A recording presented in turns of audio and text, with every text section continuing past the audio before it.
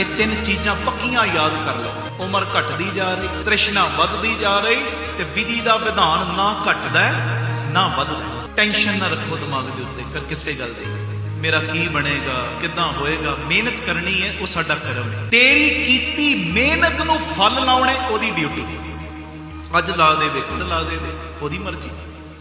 ਤੂੰ ਮਿਹਨਤ ਨਹੀਂ ਛੱਡਣੀ, ਆਪਣਾ ਜਿਹੜਾ ਕਰਮ ਉਹ ਨਹੀਂ ਛੱਡਣਾ। ਤੇ ਵਿਧੀ ਦਾ ਵਿਧਾਨ ਹੈ, ਜਿਹੜੇ ਮਿਹਨਤ ਕਰਦੇ ਨੇ ਨਾ ਉਹਨਾਂ ਦੀ ਮਿਹਨਤ ਨੂੰ ਵਿਅਰਥ ਨਹੀਂ ਜਾਣ ਦਿੰਦਾ, ਫਲ ਲਾਉਂਦਾ ਹੀ ਲਾਉਂਦਾ।